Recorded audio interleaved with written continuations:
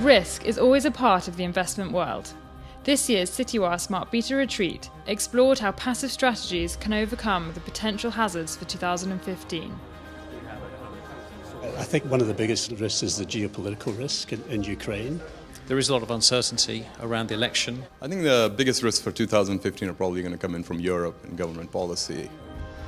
Our first speaker, Andrew Scott, Professor of Economics at London Business School, outlined his world outlook for next year, thinking that one of the biggest risks will be a crisis in emerging markets.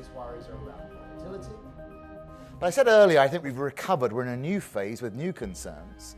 If I look at the long-term risks that we face, I think in the West, whether you agree with the full story of secular stagnation, I think there's much wisdom in that perspective, that we could be in for a period of sustained low growth and low interest rates. We are in a world where financial markets are still impaired by the crisis, and the relationship between financial markets and the economy is not right. This is the challenge of central banks. They keep trying to get the financial system to affect the real economy, but something's not quite connecting between the two, and part of that lack of connection you can see here in the economic news and the pricing. What he does say about the fact that interest rates are being driven lower than the growth rates is definitely, it's definitely a risk that one has to be aware of.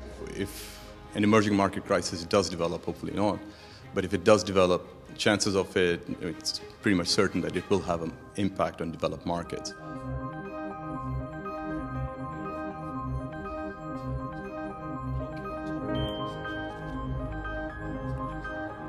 With the general election looming, Daniel Finkelstein, award-winning journalist and former advisor to the Prime Minister, outlined the rules of the political game and suggested strategies to traverse the risky landscape.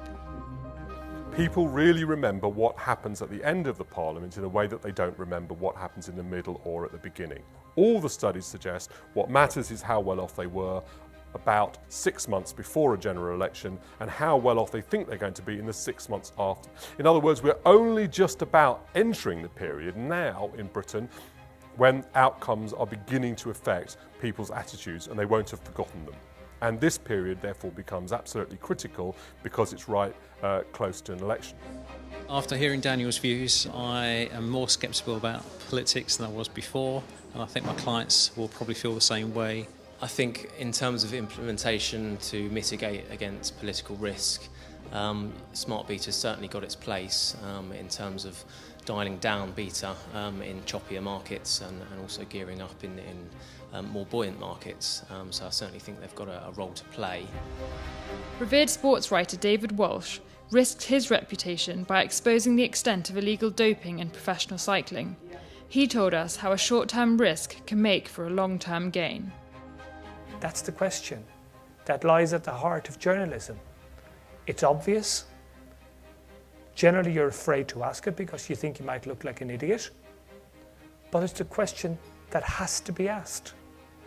And I decided that going forward, I was going to ask the obvious question and I wasn't going to be scared about looking like an idiot or being the guy on the outside because you asked the inappropriate question. And when Lance Armstrong was winning his first Tour de France, there was a really obvious question. And the question was, can this be believed? The last couple of days have given us all a lot to think about for the year ahead. In order to mitigate risks in your territory, it's essential to have the right strategy.